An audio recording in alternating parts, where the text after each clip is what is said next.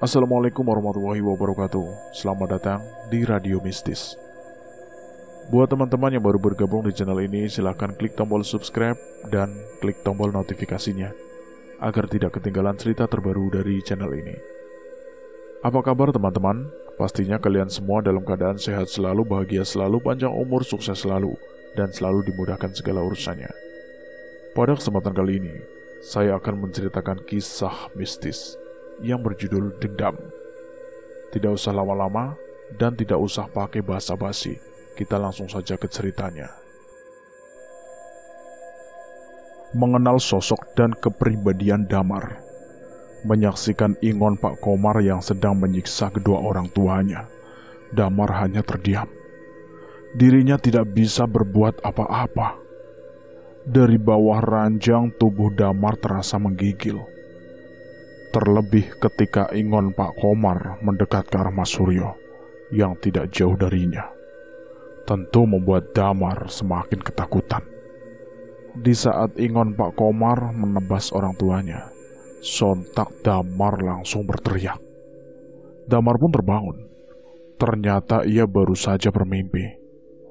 "Hah, mimpi itu lagi," ucap Damar setelah bangun dari tidurnya. Ini Damar sudah tumbuh dewasa. Kejadian kelam 20 tahun yang lalu rasanya baru kemarin terjadi dan terus menghantui Damar lewat mimpi. Hal itu mengingatkan Damar akan sosok Pak Komar yang telah membunuh orang tuanya. Kejadian-kejadian yang ia lihat dengan kepala sendiri seolah-olah tidak pernah hilang dalam pikirannya. Damar hanya duduk termenung di tempat tidurnya. Ketika sedang melamun, tiba-tiba Bayu datang menghampiri. Bayu sendiri adalah sosok orang tua yang sangat menyayangi Damar. Dia mendidik Damar menjadi orang yang cekatan. Sifat dan sikapnya sudah terlihat dari sosok Damar. "Pagi-pagi sudah ngelamunin apaan sih?" ucap Bayu mengagetkan Damar. Mas, bikin kaget aja. Siapa yang ngelamun?" tanya Damar kepada Bayu. "Itu tadi, kamu lagi ngelamun kan?" ucap Bayu kemudian balik bertanya kepada Damar. "Sudah mandi dulu, tidak baik melamun pagi-pagi. Habis mandi langsung sarapan," lanjut Bayu. Damar bergegas mengambil handuk dan pergi ke sumur untuk membersihkan badannya. Selesai mandi, Damar langsung menuju dapur dan menunggu Bayu untuk sarapan. Hidangan di atas meja sepertinya sudah Bayu siapkan sebelum Damar terbangun. Tidak lama kemudian Bayu pun datang. "Loh, kok cuma dilihatin? Ayo makan," ucap Bayu. Damar hanya tersenyum. Kemudian ia mempersilahkan duduk untuk makan bersama. Dari dua sosok tersebut terlihat memiliki hubungan yang erat, di mana sosok Bayu yang telah menganggap Damar layaknya anak sendiri. Begitu juga dengan Damar yang membutuhkan kasih sayang dari orang tua seperti Bayu. Selesai makan, Damar segera membereskan piring dan langsung mencucinya. Sementara Bayu, ia langsung pergi ke kebun karena pekerjaan Bayu sendiri hanyalah berkebun. Kebun yang Bayu miliki lumayan luas sehingga mencukupi untuk kebutuhannya. Meski begitu, sifat Bayu tidak berubah. Bayu tetap rendah hati dan penyayang. Tampilannya pun sangat sederhana. Sifat-sifat yang Bayu miliki sudah diajarkan kepada Damar sejak Damar masih kecil. Usia Bayu dan Damar hanya berpaut 30 tahun. Di mana waktu yang kejadian memilukan, usia Damar waktu itu baru menginjak 7 tahun, sedangkan Bayu sudah berumur 37 tahun. Cukup jauh jarak usia mereka. Karena usianya yang semakin tua, membuat Bayu sangat rendah hati. Tapi sifat rendah hati tidak bergantung dari usia seseorang. Di usianya yang sudah menginjak ke 27 tahun, Damar mulai mengikuti langkah-langkah Bayu. Dari cara berpakaian yang sederhana, gaya bicara yang lemah lembut, penuh kesopanan, pemikiran yang jernih, dan pekerja keras, agar nantinya tidak selalu bergantung kepada orang lain. Selama tinggal bersama Bayu, Damar banyak membantu. Hal itu ia lakukan agar pekerjaan Bayu menjadi ringan, meski Bayu menolak untuk dibantu. Namun Damar tidak tega melihat Bayu bekerja sendirian. Setelah pekerjaan rumah selesai, Damar pun langsung bergegas menyusul Bayu pergi ke kebun. Sesampainya di kebun, Damar melihat Bayu sedang memanen cengkeh. Ia pun segera membantu pekerjaan Bayu. "Damar, bukannya kamu di rumah saja? Ngapain ikut ke kebun?" ucap Bayu yang melihat keberadaan Damar. "Tidak apa-apa, Mas. Tidak setiap hari juga kok. Lagian di rumah juga sumbek sendirian," ucap Damar. "Ya udah, kalau itu keinginanmu, sekarang bantu Mas. Tolong ambil alat karung. Karung yang Mas pegang ini sudah penuh," ucap Bayu menurunkan sekarung cengkeh yang sudah dipetiknya.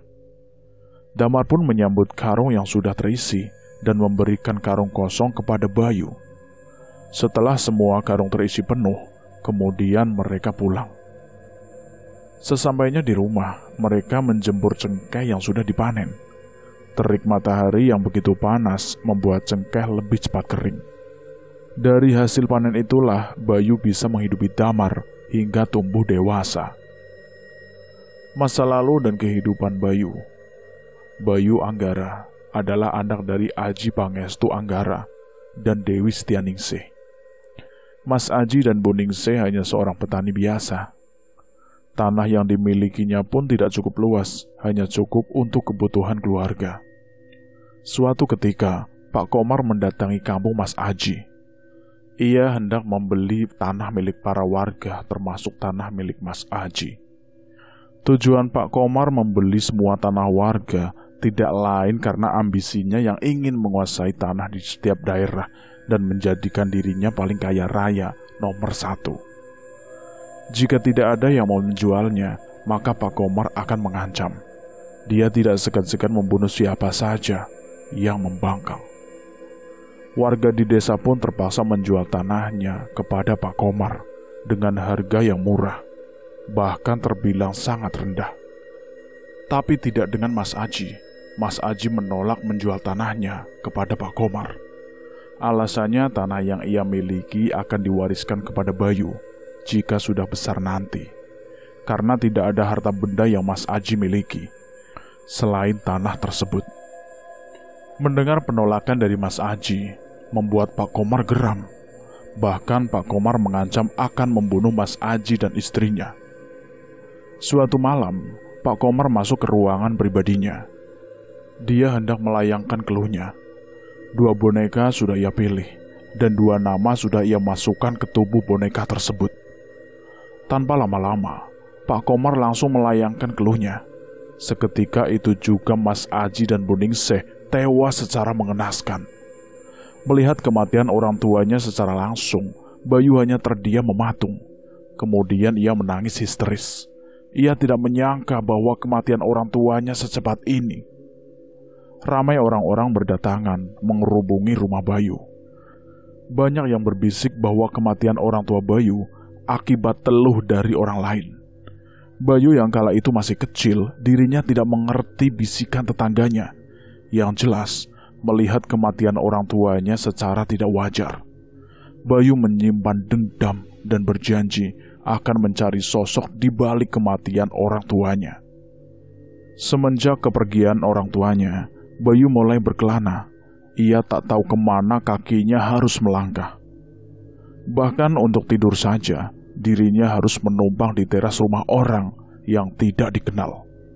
Dari desa ke desa sudah ia singgahi. Dengan perut yang begitu lapar, ia hanya memakan makanan sisa dari orang lain. Terkadang ada juga orang yang kasihan melihat Bayu, lalu memberinya makan sampai Bayu kenyang. Walau usia Bayu masih terbilang kanak-kanak, namun tekadnya tidak berubah. Ia akan mencari sosok yang telah merenggut nyawa orang tuanya. Suatu ketika, di saat Bayu sedang tertidur di salah satu teras rumah, ia dikagetkan oleh seseorang yang membangunkannya. "Nak, ngapain tidur di sini? Di mana rumahmu?"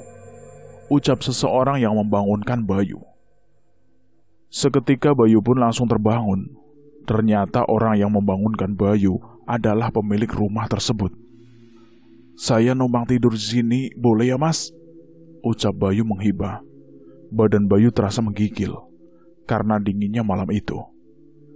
Melihat Bayu yang tidur tanpa alas, pemilik rumah tersebut merasa kasihan. "Jangan tidur di sini, ayo masuk ke dalam. Di luar dingin nak, nanti kamu sakit," ucap pemilik rumah yang kemudian membawa Bayu masuk. Setelah masuk ke dalam rumah, ia menanyakan tentang Bayu, dari nama, tempat tinggal, serta orang tuanya. Bayu pun menjelaskan bahwa dirinya hidup seorang diri. Dia tidak mempunyai tempat tinggal, meski Bayu memiliki rumah peninggalan orang tuanya, tapi dirinya tidak menempati. Mendengar penuturan dari Bayu, pemilik rumah tersebut menjadi iba. Kemudian mengenalkan dirinya kepada Bayu. "Perkenalkan, nama saya Suryo. Panggil saja Mas Suryo. Kamu boleh tinggal di sini bersama saya. Kebetulan saya hanya tinggal sendiri," ucap Mas Suryo memperkenalkan dirinya kepada Bayu, sekaligus mengajak Bayu untuk tinggal di rumahnya. "Kamu sudah makan?" tanya Mas Suryo. Bayu menggelengkan kepala. Rupanya sejak tadi pagi perut Bayu belum terisi apapun. Kemudian Mas Suryo menyiapkan makanan untuk Bayu. Bayu yang sedari tadi menahan lapar, dia pun makan dengan lahapnya. Melihat Bayu makan begitu lahap, membuat hati Mas Suryo ternyuh. Dirinya Bayu merasakan kebahagiaan yang sesungguhnya. Tak terasa air mata Mas Suryo menetes. Di saat Mas Suryo sedang merenung, tiba-tiba ia dikagetkan oleh Bayu. "Mas, gak ikut makan?" tanya Bayu yang membuyarkan lamunan Mas Suryo. Habiskan. Mas sudah makan tadi," ucap Mas Suryo memalingkan wajah sambil mengusap air matanya. Selesai makan, kemudian Mas Suryo menunjukkan kamar untuk Bayu tidur. "Ini kamar kamu, tidur yang nyenyak ya. Jangan tidur di luar lagi. Anggap saja ini rumahmu," ucap Mas Suryo menunjuk salah satu kamar. Kemudian Bayu masuk ke dalam kamar untuk beristirahat. Tidak lama kemudian, Bayu pun terlelap tidur. Keesokan paginya, Bayu bangun lebih dulu dari Mas Suryo. Kemudian Bayu pun bergegas untuk mandi, sekaligus mengerjakan pekerjaan rumah sebelum Mas Suryo bangun. Bayu memang orang yang disiplin, dirinya tidak ingin membebankan orang lain. Sifatnya itu sudah ia tanamkan sejak dirinya masih kecil selama tinggal bersama orang tuanya. Selesai membersihkan rumah, Bayu kemudian duduk di teras rumah untuk menghirup udara segar. Tidak beberapa lama Mas Suryo terbangun, kaget ketika Mas Suryo melihat keadaan rumahnya sudah bersih. Mas Suryo kemudian memeriksa kamar Bayu, namun Bayu sudah tidak ada di kamarnya. Dilihatnya Bayu sedang duduk di teras. Hal itu membuat Mas Suryo semakin kagum akan sosok Bayu itu. Setelah tumbuh dewasa, Bayu menceritakan kepada Mas Suryo bahwa dirinya akan mencari pelaku yang sudah membunuh orang tuanya. Mendengar apa yang sudah diucapkan Bayu, Mas Suryo pun mengerti. Kemudian ia memberi saran kepada Bayu. "Tidak baik menyimpan dendam. Kamu ikhlaskan saja kematian orang tuamu. Nanti juga pelaku yang telah membunuh orang tuamu itu akan menemui ajalnya sendiri kok," ucap Mas Suryo. Bayu hanya mengangguk, namun mau bagaimanapun juga Bayu akan tetap mencari sosok pembunuh tersebut. 15 tahun sudah Bayu tinggal bersama Mas Suryo. Kini saatnya untuk Bayu pergi mengembara. Bayu meminta izin kepada Mas Suryo. Tentu Mas Suryo mengizinkan, karena melihat Bayu yang sudah dewasa dan perlu pengalaman yang luas. "Hati-hati ya nak. Jika terjadi apa-apa datanglah ke sini. Mas siap membantu kok," ucap Mas Suryo. Kemudian Bayu pun pergi meninggalkan Mas Suryo. Setelah kematian Pak Jamal, ini sudah tidak ada lagi orang yang dianggap musuh oleh Pak Komar. Tentu Pak Komar merasa puas karena dirinya sudah menguasai tanah milik Pak Jamal. Pak Komar menata kehidupannya kembali mulai dari awal, yang mana ia harus mencari abdi atau budak yang akan membantunya. Pak Komar mulai menelusuri setiap daerah, bahkan banyak juga orang yang berdatangan ke rumah Pak Komar hanya untuk mengabdikan dirinya.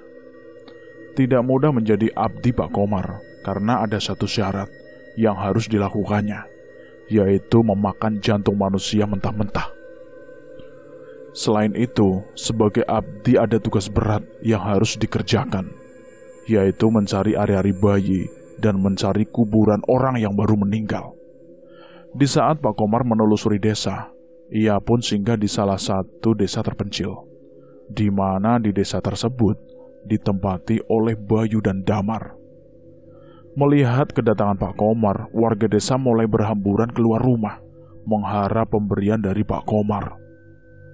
Siapa yang tidak mengenal Pak Komar, di setiap desanya namanya selalu terpampang.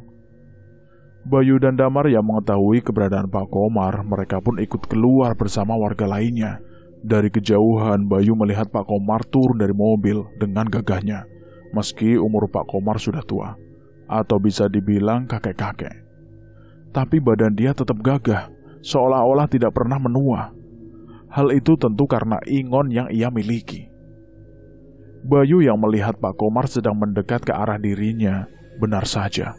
Setelah bersapa dengan warga, Pak Komar menghampiri Bayu dan Damar. "Siapa dua lelaki ini? Sepertinya saya baru lihat," tanya Pak Komar yang tidak mengenali wajah Bayu dan Damar. Padahal mereka berdua adalah saksi bisu kekejaman Pak Komar. Tak lama kemudian, Bayu pun mengenalkan diri. "Perkenalkan, nama saya Bayu Anggara, Tuan. Kebetulan saya baru menempati desa ini, Tuan," ucap Bayu memperkenalkan dirinya. "Oh, Bayu. Oh, namamu tidak terlalu jelek dan tidak terlalu bagus juga," ucap Pak Komar menyombongkan dirinya. Mendengar ucapan Pak Komar, sebenarnya Damar ingin sekali menghajar mulut Pak Komar ketika Damar sudah mengepalkan tangannya dan siap menghajar, namun ditahan oleh Bayu.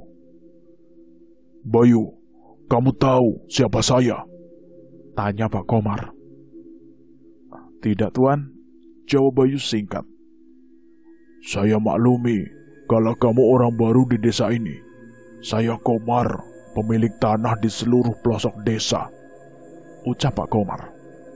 Kemudian Pak Komar menatap mata Damar, melihat wajah Damar, mengingatkan Pak Komar akan sosok Pak Jamal, karena wajah Damar hampir mirip dengan Pak Jamal. "Ini anakmu?" tanya Pak Komar. "Iya, Tuan," jawab Bayu singkat. "Kok mirip?" Belum selesai bicara, tiba-tiba, "Siapa, Tuan?" tanya Bayu memotong ucapan Pak Komar.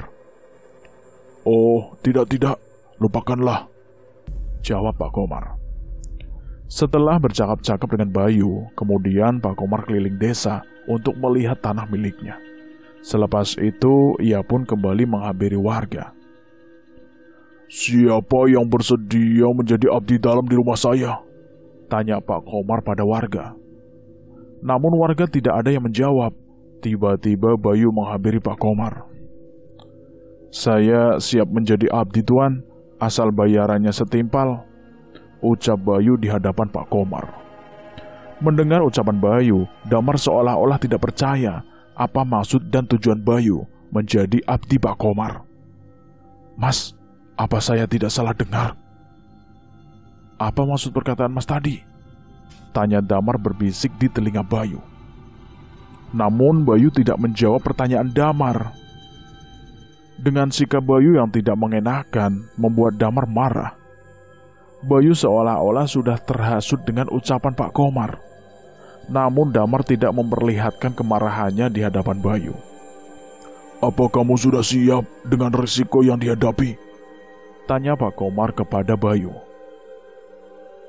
Saya sudah mempertimbangkan sebelumnya, Tuan," jawab Bayu.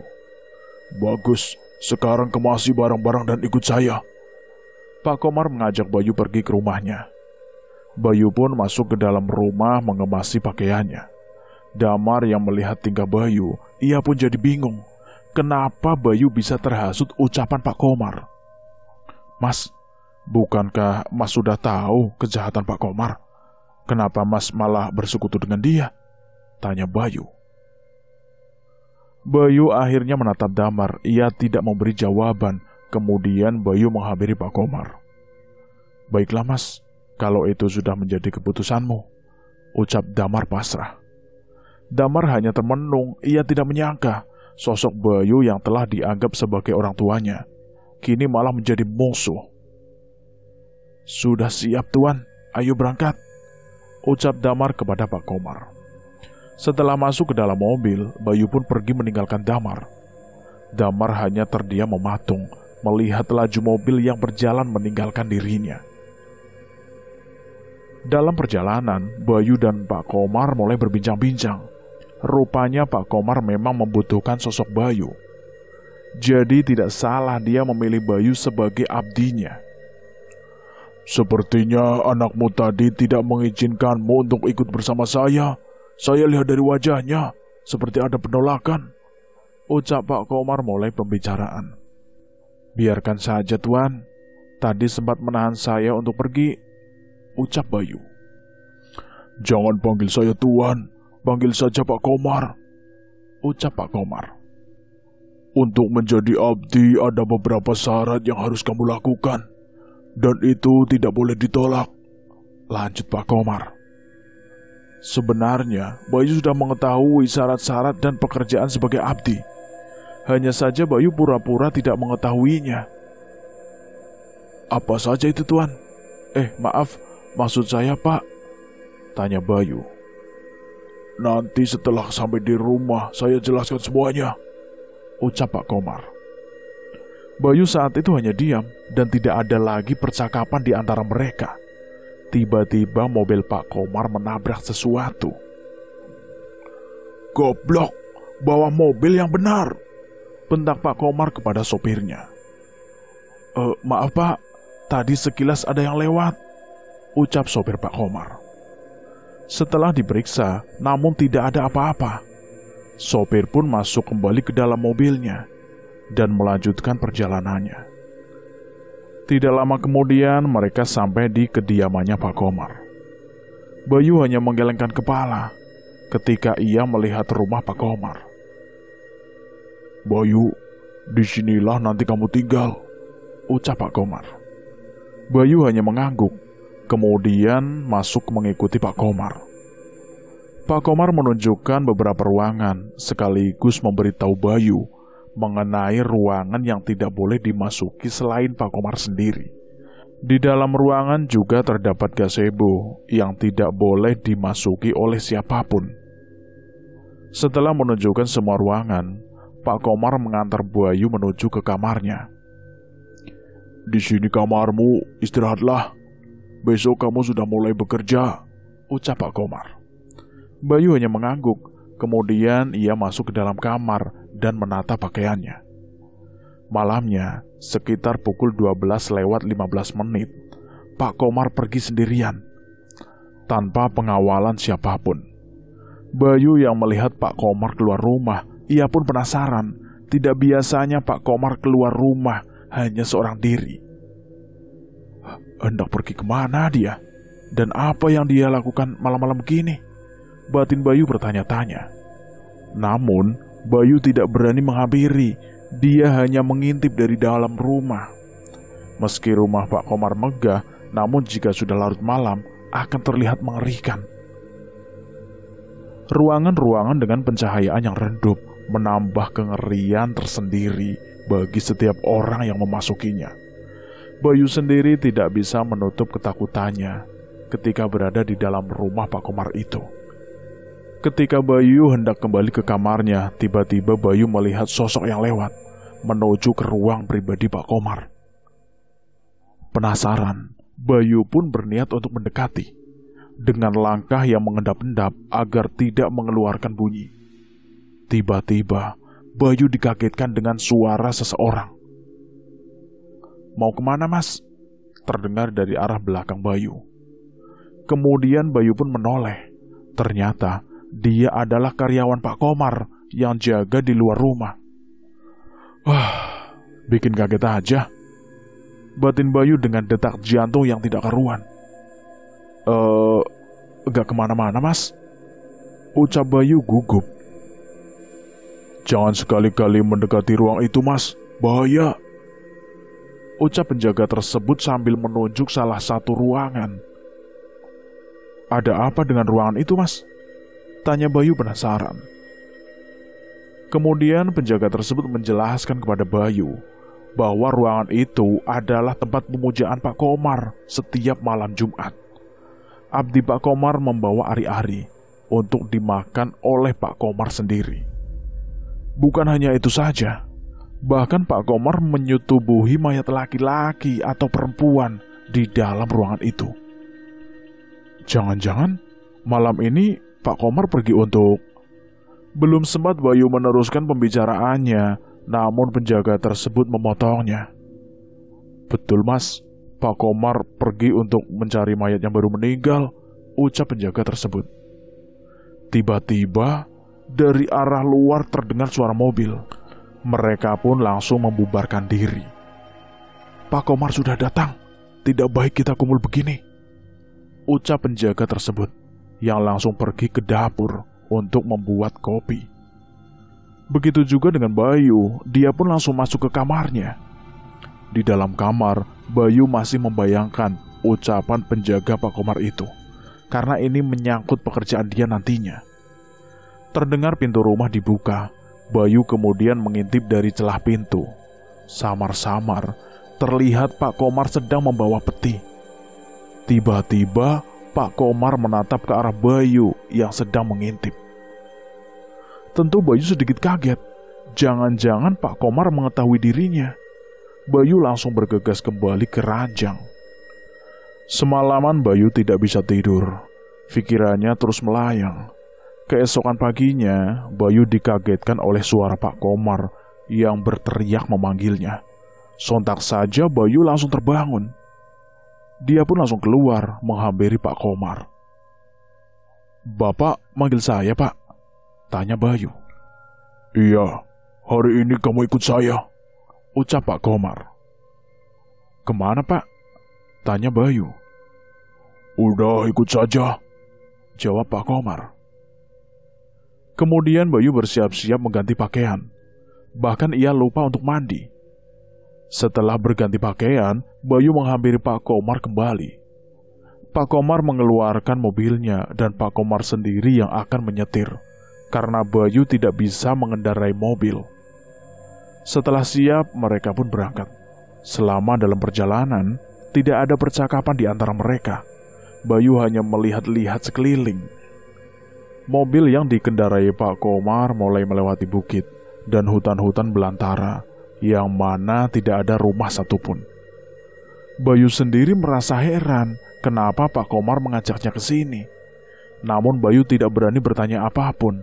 Dia hanya mengikuti kemana Pak Komar pergi. Di tengah perjalanan Pak Komar berhenti. Dia pun turun dari mobilnya. Tidak lama kemudian ada salah satu mobil yang datang entah dari mana. Pak Komar pun menghampiri mobil tersebut. Bayu hanya melihat dari dalam mobil, tidak mengerti apa yang akan dilakukan Pak Komar. Ternyata Pak Komar menghampiri mobil tersebut hanya untuk memberi uang. Aneh, ada hubungan apa antara mereka berdua? Batin Bayu bertanya-tanya. Kenapa berinteraksi di tengah hutan begini? Lanjut Bayu. Bayu saat itu semakin penasaran. Tiba-tiba, pandangan Bayu teralihkan kepada sopir yang membuka bagasi. Lalu sopir tersebut mengeluarkan peti berukuran kecil dari dalam bagasinya. "Bayu, angkat peti ini dan bawa masuk ke dalam bagasi," teriak Pak Komar memanggil Bayu. Dengan segera, Bayu langsung keluar dan membawa peti tersebut. Setelah selesai, mereka berdua melanjutkan perjalanan. Di suatu tempat di tanah lapang di tengah hutan belantara, Pak Komar menghentikan mobilnya kembali. "Kita sudah sampai, ayo turun," ucap Pak Komar yang kemudian turun dari mobilnya. Ternyata tempat ini adalah tempat di mana Arman mengucapkan janji atau sumpah di hadapan Pak Komar. Artinya Bayu juga akan mengingat janji untuk menjadi abdi bagi Pak Komar. Bayu pun kemudian turun mengikuti Pak Komar. Pak Komar membuka bagasi dan mengeluarkan peti yang dibawanya tadi. Lalu Pak Komar membuka petinya. Ternyata di dalam peti tersebut terdapat seorang anak kecil yang sudah disekap, dengan mata dan mulut tertutup serta tangan kakinya terikat. "Ambil golok," perintah Pak Komar kepada Bayu. Bayu yang tidak mengerti, ia pun menuruti perintah Pak Komar, meski dalam hatinya bertanya-tanya. Kemudian Pak Komar meluruskan goloknya tepat di batang leher anak kecil tersebut. Ketika ia mengangkat golok dan hendak menebas lehernya, tiba-tiba, "Hentikan!" teriak Bayu yang menghentikan aksi Pak Komar. Pak Komar menoleh ke arah Bayu, tatapannya tajam, wajahnya merah. Sepertinya ia tak suka atas perlakuan Bayu tadi. "Apa maksudmu?" tanya Pak Komar dengan nada yang begitu marah. "Apa yang akan Bapak lakukan terhadap anak kecil ini?" Bayu pun balik bertanya. "Bukan urusanmu, jangan coba-coba menghalangi," ucap Pak Komar. Kemudian Pak Komar mengangkat goloknya kembali. Ketika golok mendekati leher anak kecil tersebut, tiba-tiba Bayu menghentikannya kembali.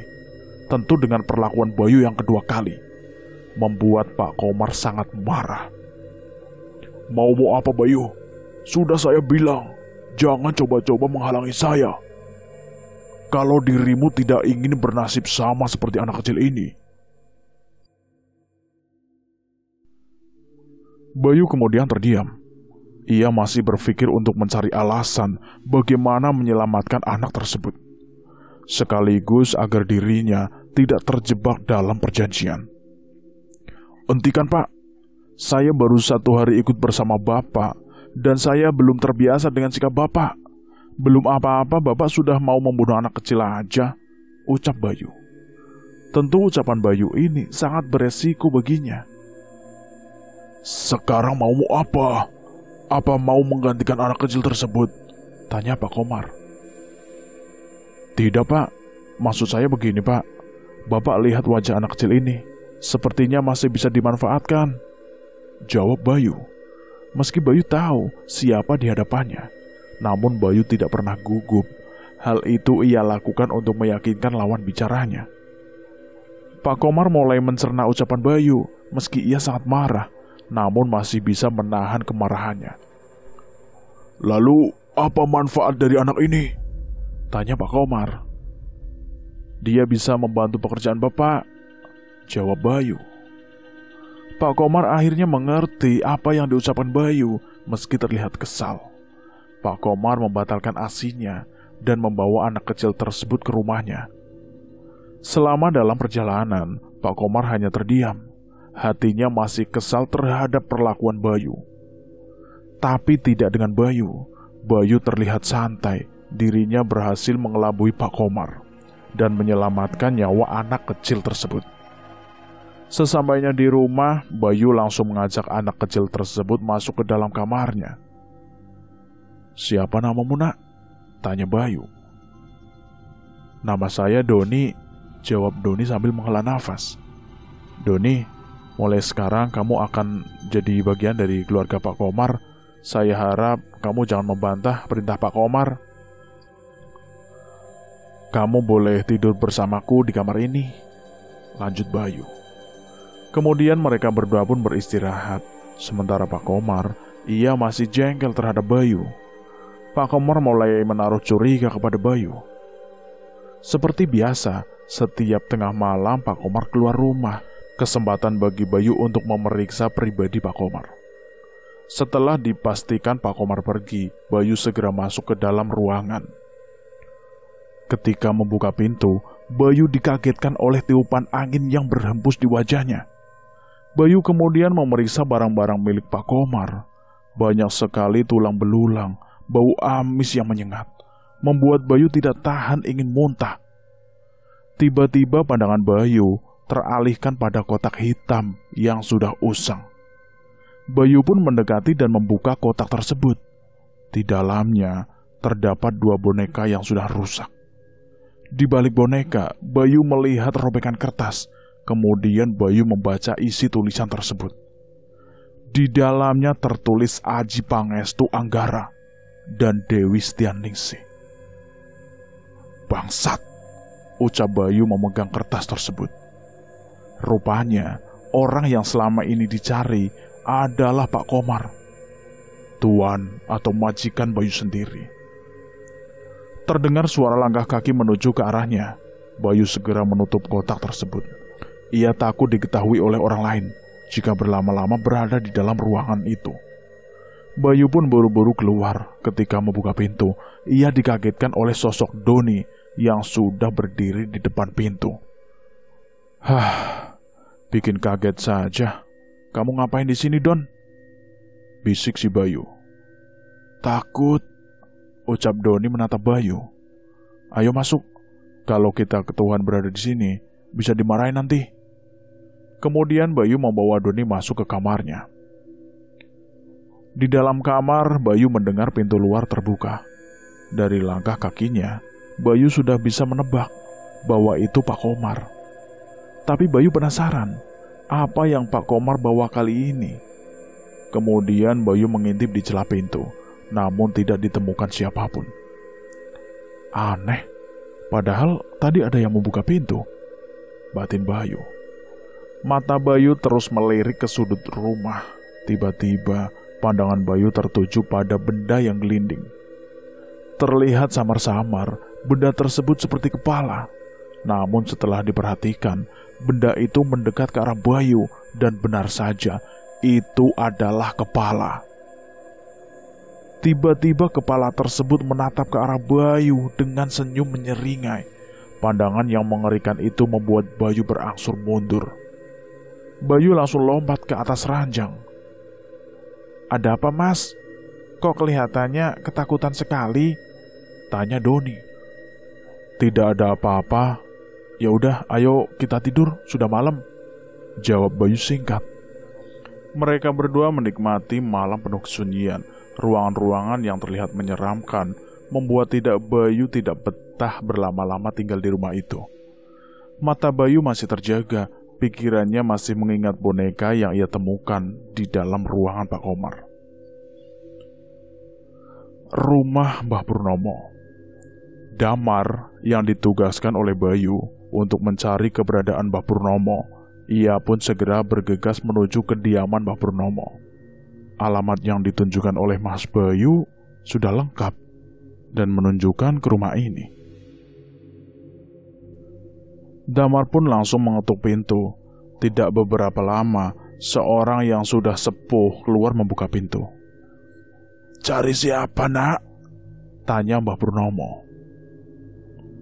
"Apa benar ini rumah Mbah Purnomo?" tanya Damar sambil menunjukkan alamat. "Iya, dengan saya sendiri," ucap Mbah Purnomo. Kemudian Damar pun dipersilahkan masuk. Lalu Mbah Purnomo langsung mempertanyakan tujuan Damar menemui dirinya. Damar yang hanya diperintah oleh Bayu, kemudian ia menunjukkan surat kepada Mbah Purnomo. Kaget ketika Mbah Purnomo membaca surat dari Damar. Di situ tertulis nama Komar. "Ada hubungannya apa kamu sama dia?" tanya Mbah Purnomo. Damar masih terdiam. Dia belum menjawab pertanyaan Mbah Purnomo. Rupanya Mbah Purnomo mengerti maksud kedatangan Damar. "Nah, orang yang hatinya sudah dirasuki oleh iblis akan susah untuk dikalahkan. Biarkan saja dia menjemput kematiannya sendiri," ucap Mbah Purnomo. "Tapi Mbah..." Belum selesai Damar berbicara. "Jangan bodoh, Nak. Dengarkan baik-baik. Ini bukanlah permainan. Ini menyangkut nyawamu. Sayangi nyawamu sendiri. Jangan egois hanya karena dendam, ucap Mbah Purnomo yang memotong pembicaraan Damar. Resiko apapun akan saya terima, Mbah. Walaupun nyawa saya sendiri, saya harap Mbah mengerti, ucap Damar. Baiklah, jika kamu memang memaksa, ucap Mbah Purnomo pasrah. Kemudian Mbah Purnomo memberikan 5 boneka yang terbuat dari jerami. Mbah Purnomo berpesan kepada Damar untuk menanam ke-5 boneka tersebut di rumah Pak Komar. Bawa dan tanam boneka ini di rumahnya Komar. Hati-hati, jangan sampai ada yang mencurigai. Saya akan memantaunya dari sini, ucap Mbah Purnomo. Setelah menerima boneka, Damar pun pamit pulang dan dia akan menemui Bayu di suatu tempat yang sudah dijanjikan. Tak terasa, Bayu sudah 1 bulan menempati rumah Pak Komar. Rasanya ia sudah terbiasa dengan hal-hal aneh yang ada di rumah Pak Komar. Pagi-pagi sekali, Pak Komar mengajak Bayu pergi, namun Bayu beralasan sakit. Bayu menyuruh Doni untuk ikut bersama Pak Komar, sementara dirinya akan berjaga di rumah. Dengan tingkah Bayu yang semakin hari semakin aneh, membuat kecurigaan Pak Komar bertambah. Pak Komar terpaksa mengajak Doni walaupun Doni masih kecil, tapi bisa membantu Pak Komar melakukan pekerjaannya. Setelah Pak Komar pergi, Bayu kemudian menghampiri penjaga di depan. Jika Pak Komar pulang dan menanyakan saya, bilang saja, saya sedang berobat, ucap Bayu kepada penjaga tersebut. Penjaga itu hanya mengangguk walaupun ia tahu Bayu berbohong. Hati-hati mas, ucap penjaga tersebut. Rupanya Bayu hendak menemui Damar. Dengan terburu-buru Bayu pun pergi. Ia khawatir Damar menunggunya lebih lama. Lumayan jauh perjalanan yang Bayu tempuh dengan melewati jalan setapak, memperlambat langkah kaki Bayu. Tak lama kemudian Bayu pun sampai di tempat yang sudah ditentukan. Dari kejauhan Bayu melihat seseorang yang tengah berduduk di gubuk. Ternyata itu adalah Damar yang sedang menunggu dirinya. Bayu segera menghampiri dan mempercepat langkah kakinya. Maaf, sudah buatmu menunggu, ucap Bayu dengan nafas terengah-engah. Kemudian Bayu menanyakan boneka pemberian dari Mbah Purnomo. Setelah Damar memberikan boneka tersebut kepada Bayu, Bayu pun langsung bergegas kembali ke rumah Pak Komar. Ia tidak ingin Pak Komar lebih dulu datang dan menanyakan keberadaannya. Sore hari, Bayu baru sampai di rumah Pak Komar. Dia melihat sepertinya Pak Komar belum pulang. Kemungkinan akan pulang tengah malam. Setelah melihat sekeliling, rupanya tidak ada seorang pun. Bayu tidak menyia-nyiakan kesempatan yang ada. Segera saja Bayu langsung menanam boneka yang terbuat dari jerami. 4 boneka ia tanam di luar rumah dan 1 boneka ia tanam di dalam rumah, di ruang pribadi Pak Komar. Yang mana nantinya 2 kekuatan akan bertumbuh pada 1 titik. Dengan susah payah, Bayu membongkar keramik agar tidak pecah. Lalu ia menggali lubang seukuran tangannya dan menanam boneka tersebut. Kemudian ditutup kembali dengan keramik. Setelah selesai, Bayu pun langsung keluar dari ruangan Pak Komar. Lagi-lagi, Bayu dikagetkan oleh sesosok yang sudah berdiri di depan pintu. Ternyata dia adalah penjaga rumah Pak Komar. Sedang apa mas? Tanya penjaga itu. Enggak mas, hanya memeriksa saja, jawab Bayu sedikit gugup. Sudah saya katakan, jangan sekali-kali mendekati ruang pribadi Pak Komar. Mas malah memasukinya. Untung saja Pak Komar belum pulang, ucap penjaga tersebut menakut-nakuti Bayu. Iya mas, lain kali saya tidak mengulanginya, ucap Bayu yang kemudian pergi dari hadapan penjaga tersebut. Nampaknya dia juga menaruh curiga kepada Bayu, lebih tepatnya khawatir. Oh sudahlah, yang penting saya sudah peringatkan, batin penjaga rumah itu. Kemudian ia pun pergi berjaga di depan. Malamnya Pak Komar pulang. Awalnya Pak Komar tidak merasakan sesuatu, tapi semakin ia memasuki ke dalam rumah, hawa panas mulai terasa. Terlebih-lebih ketika ia membuka ruangannya, Pak Komar langsung merasakan penolakan. "Bangsat, siapa yang sudah menanam teluh di rumah saya?" batin Pak Komar bertanya-tanya. Kemudian Pak Komar menanyakan kepada penjaganya, "Apakah kamu melihat orang yang mengubur sesuatu di rumah ini?" tanya Pak Komar. Namun penjaga tersebut hanya menggelengkan kepala. Ia tidak mengerti apa maksud pertanyaan Pak Komar. "Apa ada orang yang memasuki ruang pribadi saya?" tanya Pak Komar sekali lagi. Awalnya penjaga tersebut tidak ingin memberitahu, tapi desakan Pak Komar yang memaksanya membuka mulutnya. "Bayu tadi sore masuk ke ruang pribadi Bapak," jawab penjaga tersebut. "Rupanya kecurigaanku benar. Bayu, kamu telah menodai rumah saya," batin Pak Komar. Setelah itu Pak Komar langsung menemui Bayu di dalam kamarnya. "Hukuman." "Bayu!" teriak Pak Komar. Bayu yang mendengar teriakan Pak Komar, dia langsung berbaring pura-pura sakit. Pak Komar langsung mendobrak pintu kamar Bayu. "Kamu sudah sembuh, Bayu?" tanya Pak Komar menahan kemarahannya. "Sudah agak mendingan, Pak," jawab Bayu. "Sekarang ikut saya ke belakang," ucap Pak Komar. Tidak ada pilihan lain, Bayu pun mengikuti langkah Pak Komar ke arah belakang, di mana tidak ada orang pun yang berani melewatinya, apalagi untuk memasuki ruang belakang. Ruang belakang ini adalah tempat penyiksaan bagi siapa saja yang melanggar atau membantah perintah Pak Komar. Orang yang melanggar akan dihukum oleh Pak Komar sendiri. Hukuman yang paling ringan dipotong tangannya, sedangkan hukuman paling berat yaitu mati. Semakin masuk ke belakang, Bayu semakin merasakan kengerian. Walaupun ia berjalan bersama Pak Komar, namun tetap saja ketakutan yang Bayu rasakan tidak hilang. Tiba-tiba, langkah kaki Pak Komar berhenti.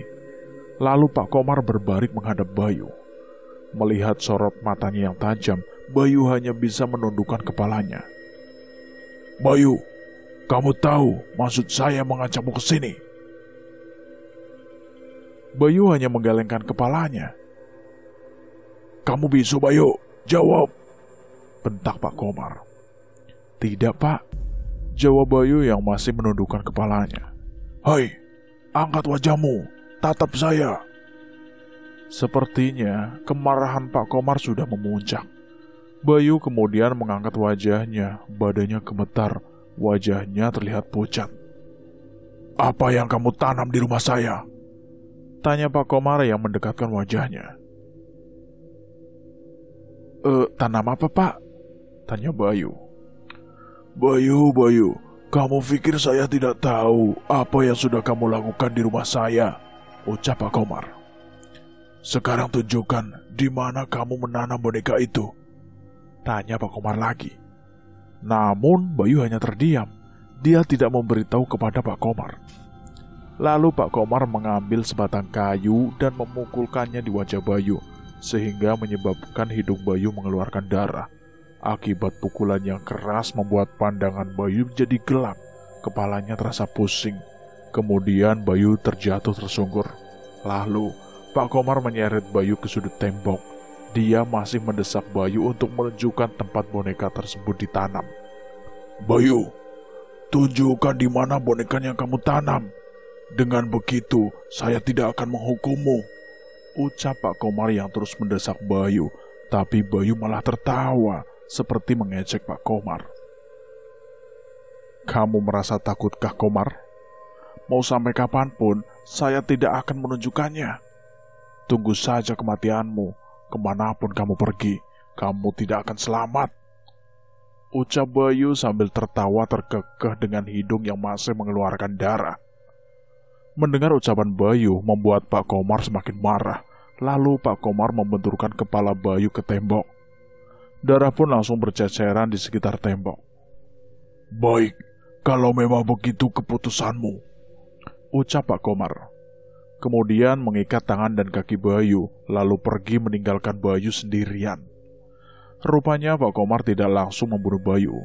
Hal itu karena ia takut akan teluh yang sudah ditanam di sekitar rumahnya. Kepala Bayu rasanya sakit akibat benturan. Darah yang keluar dari kepalanya membuat Bayu tidak kuat untuk bertahan. Di dalam ruangan yang gelap tanpa pencahayaan sedikit pun, terdengar suara langkah kaki menghampiri Bayu.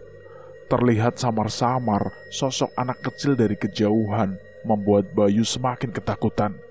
Rupanya itu adalah Doni. "Doni, ngapain kamu kesini?" tanya Bayu dengan suara yang agak serak. "Saya melihat Pak Komar masuk ke ruangannya, seperti akan berbuat sesuatu. Saya khawatir akan keadaan Mas Bayu," jawab Doni. Kemudian merobek baju Bayu dan menutup luka di kepala Bayu. Setelah itu Doni pun langsung buru-buru pergi meninggalkan Bayu. Tepat di bulan purnama nanti, Mbah Purnomo akan melayangkan teluhnya. Saat ini Pak Komar tidak bisa berbuat apa-apa sebelum ia menemukan buhul yang ditanam oleh Bayu. Hanya tinggal 7 hari menunggu bulan purnama. 7 hari itu terasa cepat bagi Pak Komar, namun terasa lambat bagi Bayu. Setiap malam, Bayu selalu ditampakkan oleh sosok yang menyeramkan. Penampakan-penampakan yang meneror Bayu membuat Bayu semakin depresi, bahkan hampir membuatnya gila. 5 hari sudah dilewati, namun Pak Komar masih belum menemukan buhul yang sudah ditanam oleh Bayu. Malamnya, Pak Komar menghampiri Bayu. Melihat kedatangan Pak Komar membuat Bayu semakin ketakutan. "Masih hidup juga ternyata kamu. Berhari-hari tidak makan, tidak minum. Apa yang membuat dirimu kuat?" ucap Pak Komar yang mengangkat wajah Bayu. Darah di hidung Bayu yang berlumuran sudah mengering. Lagi-lagi Pak Komar menanyakan tentang buhul yang ditanam oleh Bayu. "Saya sebenarnya kasihan lihat dirimu. Hanya saja perlakuanmu yang membuat saya kasar," ucap Pak Komar. "Sekarang tunjukkan di mana buhulnya." Namun Bayu hanya menggelengkan kepala sambil tersenyum menyeringai di hadapan Pak Komar. "Bangsat, rupanya kamu sudah bosan hidup." Lalu Pak Komar memukul kedua kaki Bayu dengan besi.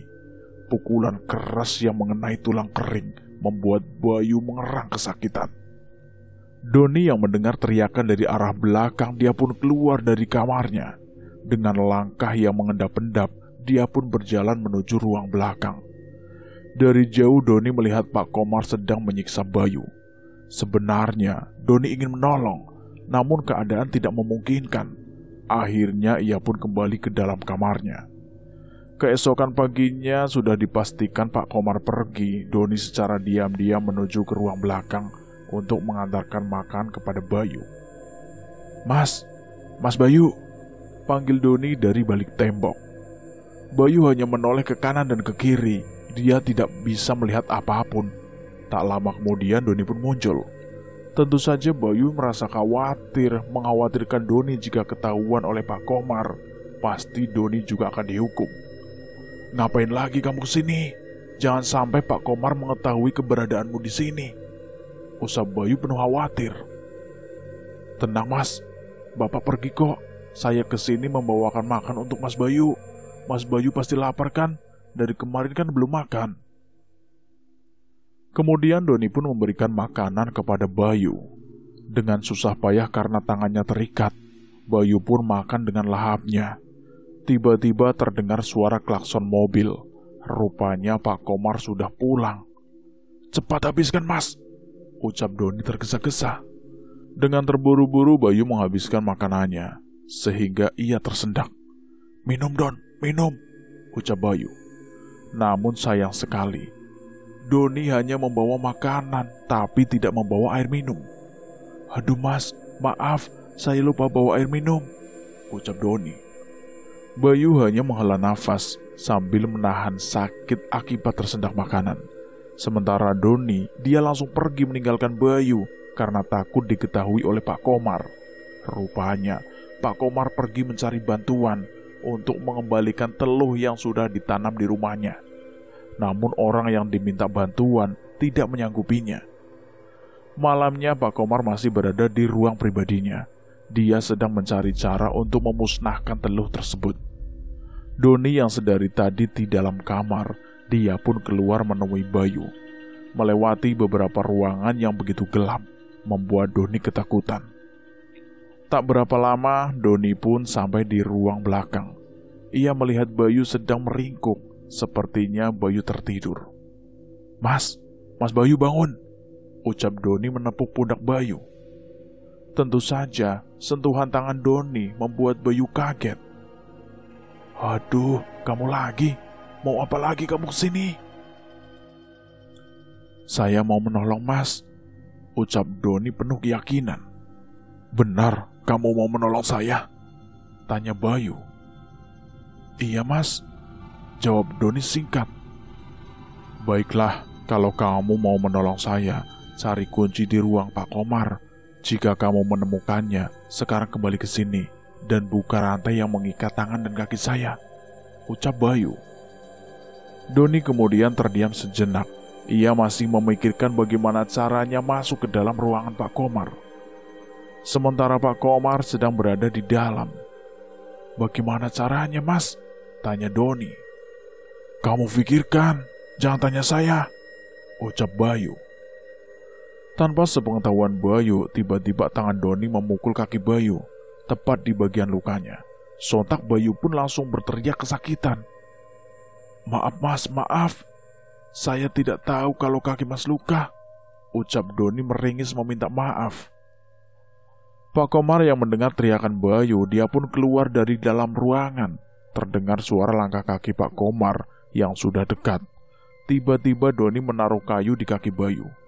Hal itu membuat Bayu meringis kesakitan. Doni pun langsung bersembunyi.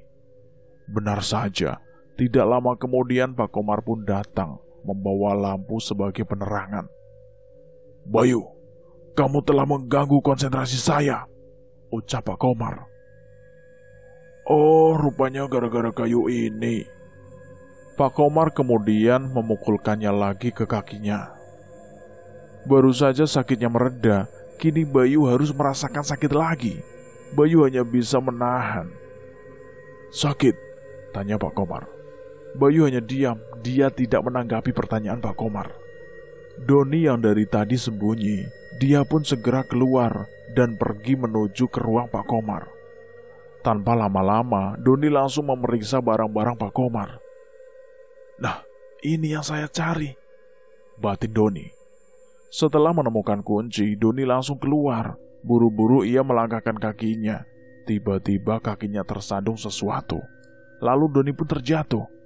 Kunci yang ia pegang pun terpental entah kemana. Tangan Doni meraba-raba mencari kunci tersebut, namun karena ruangan yang gelap, hanya ada pencahayaan yang begitu redup membuat Doni kesusahan. "Kamu cari ini," ucap seseorang yang memperlihatkan kunci di hadapan Doni. Kemudian Doni mengangkat wajahnya. Ternyata di hadapannya adalah Pak Komar. "Bapak," ucap Doni gugup. "Bagus, bocah ingusan sepertimu sudah berani lancang," ucap Pak Komar yang menatap wajah Doni. "Sangat disesalkan. Waktu itu saya tidak langsung membunuhmu," lanjut Pak Komar lagi. Doni hanya terdiam, dia tidak berani menatapnya. Maaf Pak, saya tidak bermaksud." Belum selesai Doni berbicara. "Diam, saya tidak butuh penjelasanmu," bentak Pak Komar memotong pembicaraan Doni. Kemudian Pak Komar membawa Doni ke ruang belakang, namun berjauhan dengan Bayu. Kaki Doni diikat lalu digantung dengan kaki di atas dan wajah di bawah menyentuh tanah. Lalu Pak Komar mengambil rotan, dia pun langsung memukul punggung Doni berkali-kali. Doni hanya bisa mengerang kesakitan, bagian punggungnya terasa perih. Pak Komar terus memukulkan rotan itu di punggungnya. Meski punggung itu sudah berdarah, namun Pak Komar tiada rasa kasihan terhadap Doni. Setelah merasa puas, Pak Komar pergi meninggalkan Doni. Malam bulan purnama. Hati Pak Komar mulai gelisah. Sudah hari ke-7, bahkan sudah hampir mendekati bulan purnama. Namun Pak Komar belum juga menemukan buhul yang ditanam oleh Bayu. Pikirannya kacau, seolah-olah kematian sudah memberontak dalam dirinya. Hari sudah menjelang sore. Mbah Purnomo mulai merapalkan mantra. Dia akan melayangkan teluhnya tepat jam 12 malam purnama. Yang paling berat bagi Mbah Purnomo ketika ia akan mengikat ingon Pak Komar. Mbah Purnomo merasakan perlawanan hebat dan tubuh yang sudah tidak lagi muda. Tentu Mbah Purnomo merasa kesulitan. Berkali-kali ia muntah darah, bahkan hampir membuat dirinya pingsan. Mbah Purnomo tetap menyeimbangkan dirinya agar tidak jatuh tersungkur. Damar yang sudah lama menunggu bulan purnama, dia pun langsung bergegas menuju rumah Pak Komar. Beberapa perbekalan ia bawa yang mana nantinya akan berguna melawan Pak Komar. Dalam perjalanan, Damar terus membayangkan wajah Pak Komar. Rasanya sudah tidak sabar ingin menghajar wajah Pak Komar. Tepat jam 6 sore, Damar pun sampai di rumah Pak Komar. Dia melihat sekeliling untuk memastikan tidak ada yang mengetahui dirinya. Terlihat dari luar rumah Pak Komar, ada seorang penjaga. Damar pun langsung menghampiri. "Mas, segera tinggalkan rumah ini," ucap Damar kepada penjaga tersebut. "Mas siapa?" tanya si penjaga. "Mas tidak perlu tahu siapa saya. Yang jelas, sebelum jam 12 malam, Mas harus segera meninggalkan rumah ini sejauh mungkin," ucap Damar memperhatikan. "Maksud Mas apa menyuruh saya meninggalkan rumah ini?" tanya penjaga itu. Kemudian Damar mengelilingi rumah Pak Komar untuk mencari jalan keluar. Namun sepertinya rumah Pak Komar dikelilingi tembok, hanya ada satu pintu besi di bagian belakang. Itu pun hanya bisa dilewati satu orang. Damar menghampiri pintu tersebut. Rupanya pintu itu digembok oleh Pak Komar. Lalu Damar mencari benda keras untuk melepaskan gembok tersebut. Setelah gembok terlepas, kemudian Damar masuk ke dalam rumah Pak Komar. Damar pun merasakan hal yang sama ketika menginjakkan kaki di dalam rumah Pak Komar. Terasa sangat menyeramkan. Kemudian Damar mencari keberadaan Bayu. Pencahayaan yang redup membuat Damar harus meraba-raba untuk mencari jalan. Ketika Damar melewati ruang tengah, dia mendengar seseorang yang sedang merapalkan mantra. Tentu saja orang itu adalah Pak Komar. Tapi Damar tidak memperdulikan hal itu. Yang jelas dia harus menemukan Bayu terlebih dahulu. Sampailah Damar di ruang belakang. Dia melihat ada seseorang bersender di tembok. Rupanya itu adalah Bayu yang sedang tertidur. Kemudian Damar langsung menghampiri Bayu dan membangunkannya. "Mas, bangun. Saya Damar," ucap Damar. "Apa yang sebenarnya terjadi, Mas?" Bayu hanya diam. Badannya sudah benar-benar terasa lemes. Kemudian ia pun ingat Doni dan meruh Damar untuk segera melepaskan Doni. Belum sempat Damar beranjak, dia mendengar suara langkah kaki mendekat ke arahnya. "Langkah kaki siapa itu, Mas?" tanya Damar kepada Bayu. "Itu Pak Komar. Cepat segera sembunyi sebelum dia datang," ucap Bayu. Damar kemudian mencari tempat bersembunyian. Benar saja. Belum lama Damar bersembunyi, Pak Komar datang menghampiri Bayu. Tanpa sepengetahuan Pak Komar dari arah belakang, Damar langsung memukul kepala Pak Komar. Seketika itu Pak Komar jatuh tersungkur. Sambil memegang kepala, dia melihat ke arah Damar. "Kamu? Siapa kamu sebenarnya?" tanya Pak Komar. "Kamu mau tahu siapa saya?" Damar balik bertanya.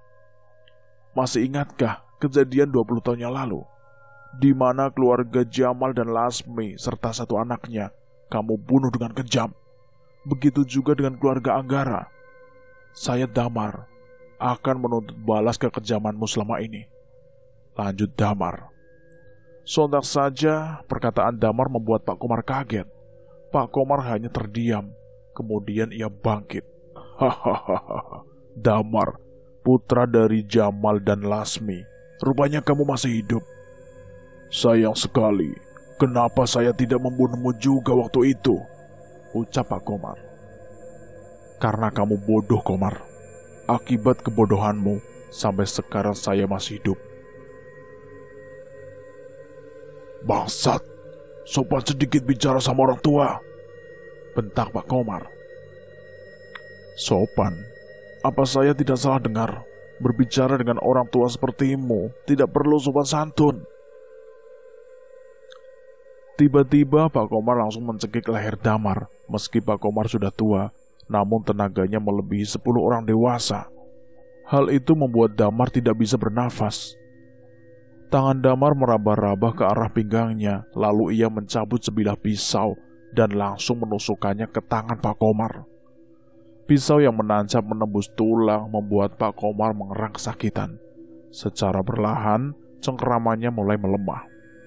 Damar segera melepaskan tangan Pak Komar dari lehernya, lalu menghajar wajah Pak Komar tepat di mata kirinya. Akibat pukulan keras, membuat kelopak mata Pak Komar pecah. Bukan hanya kelopak mata, melainkan bola mata pun ikut pecah terkena batu cincin yang Damar pakai. Pak Komar berangsur mundur sambil memegangi matanya yang terus mengeluarkan darah. Tidak mau berlama-lama berurusan dengan Pak Komar, Damar kemudian pergi menuju ke tempat Doni. Dia ingin segera melepaskan Doni. Belum sempat Damar berlari, tiba-tiba Pak Komar mencekiknya dari arah belakang. "Mau lari kemana, bangsat?" bisik Pak Komar di telinga Damar. Walau sudah terluka, namun tenaga Pak Komar masih kuat, membuat Damar semakin kesusahan untuk bergerak. Lalu Damar menggigit tangan Pak Komar sampai dagingnya robek. Damar membuat daging Pak Komar ke dalam mulutnya. Nafas Damar terasa ngos-ngosan, seperti dikejar binatang buas. Kemudian ia langsung berlari ke tempat Doni. Di situ ia melihat Doni sudah tidak berdaya. Luka di punggung Doni akibat pukulan rotan semakin membusuk.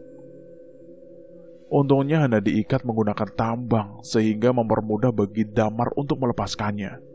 Setelah ikatan lepas, dengan berhati-hati Damar menurunkan Doni, lalu membawanya ke tempat Bayu. Pak Komar rupanya sudah berdiri menunggu kedatangan Damar. Tanpa sepengetahuan Damar, Pak Komar langsung memukul wajah Damar menggunakan kayu. Tubuh Damar jatuh tersungkur bersama Doni. Damar hanya bisa mengerang sambil memegangi wajahnya. Dirinya sudah tidak sanggup lagi untuk berdiri, pasrah menunggu Pak Komar untuk membunuhnya. Ketika Pak Komar hendak mendekati Damar dan Doni, tiba-tiba ia berhenti. Pak Komar merasa ada yang bergerak dari dalam perutnya. Semakin lama ia rasakan, semakin sakit. Lalu Pak Komar memuntahkan isi dalam perutnya. Darah bercampur nanah yang keluar dari mulut Pak Komar terasa menjijikan bagi siapa saja yang melihatnya. Kemudian Pak Komar melihat jam di tangannya. Waktu menunjukkan hampir pukul 12 malam. "Bangsat!" Pak Komar hanya bisa memaki. Rupanya Mbah Purnomo sudah melayangkan keluhnya ke tubuh Pak Komar. Mbah Purnomo yang berada di kediamannya, dia mulai tertawa cekikikan, lalu memukul dadanya berkali-kali, sama halnya dengan Pak Komar. Mbah Purnomo berkali-kali muntah darah. Bayu yang melihat Pak Komar, dia hanya bisa tertawa lirih. "Hitung mundur akan dimulai," ucap Bayu, yang masih bersender di tembok. Bayu sendiri merasa panik kalau dirinya tidak bisa pergi dari rumah Pak Komar. Tentu Bayu akan mati. Bukan hanya Bayu, Damar dan Doni pun akan mati. Hal itu dikarenakan buhul yang ditanam di pekarangan rumah Pak Komar oleh Bayu.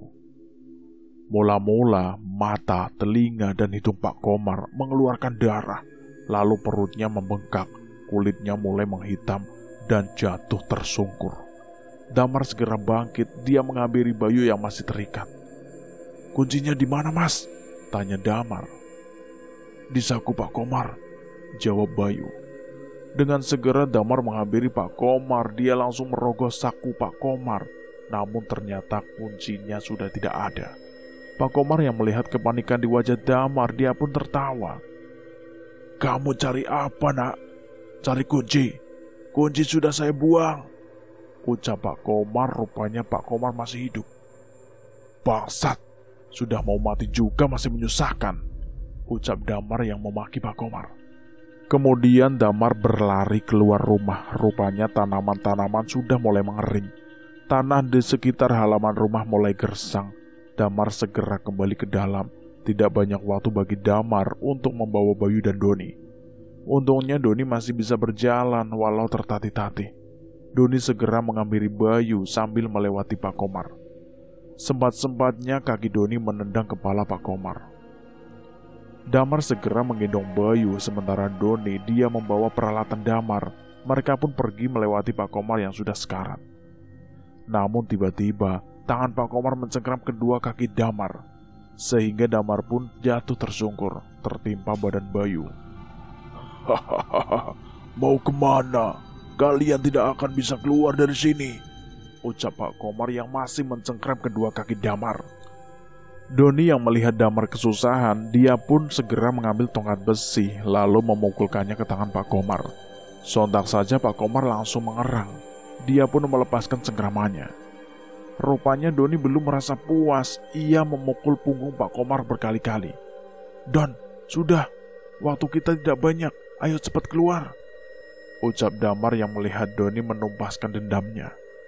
Doni pun segera mengakhiri dengan bantingan besi tepat di kepala Pak Komar. Dia segera menghampiri Damar dan Bayu. Karena Damar sudah tidak kuat menggendong Bayu, dengan terpaksa Damar dan Doni menyeret Bayu keluar rumah. Mereka pun keluar melewati arah belakang yang tidak begitu jauh. Untungnya Damar sudah mendobrak pintu belakang terlebih dahulu sebelum dia masuk ke dalam rumah. Setelah mereka berada di luar rumah, Damar dan Doni masih terus menyeret Bayu untuk menjauhi rumah Pak Komar. Setelah dirasa cukup jauh, mereka pun berhenti untuk mengambil nafas. Tidak berapa lama kemudian, tepatnya jam 1 malam, terdengar suara teriakan Pak Komar. Sepertinya Pak Komar sudah menemui ajalnya. Mereka melihat daun-daun di sekitaran rumah Pak Komar sudah mengering semua. Artinya Mbah Purnomo sudah menuntaskan pekerjaannya. Bayu, Damar, dan Doni hanya bisa mengelus dada. Mereka bertiga masih bisa selamat. Tapi naas bagi Mbah Purnomo. Mbah Purnomo tewas akibat kehabisan tenaga. Bukan hanya tenaga, nafasnya juga tersendak. Seperti yang sudah dikatakan oleh Arman, jika ingin membunuh Komar, maka harus memusnahkan ingonnya terlebih dahulu. Dan itu harus ada tumbal nyawa. Tentu saja Mbah Purnomo sudah mengetahui hal itu semua. Mbah Purnomo sendiri sudah berani mengambil resiko yang sangat besar, yaitu nyawanya sendiri. Setelah tenaga Damar kembali pulih, kemudian dia melepaskan ikatan Bayu, lalu menuntun Bayu pergi meninggalkan rumah Pak Komar. Bayu, Damar, dan Doni bergegas menuju kediamannya Bayu. Dendam mereka pun telah terbalaskan. Cerita ini selesai dan tamat sampai di sini. Buat teman-teman yang sudah mendengarkan cerita ini, semoga kalian semua dalam keadaan sehat selalu, sukses selalu, panjang umur, bahagia selalu, dan selalu dimudahkan segala urusannya. Buat teman-teman yang baru bergabung di channel ini, silahkan klik tombol subscribe dan klik tombol notifikasinya agar tidak ketinggalan cerita terbaru dari channel ini. Dan saya mohon maaf jika ada kesalahan kata. Saya pamit undur diri. Akhir kata, wassalamualaikum warahmatullahi wabarakatuh.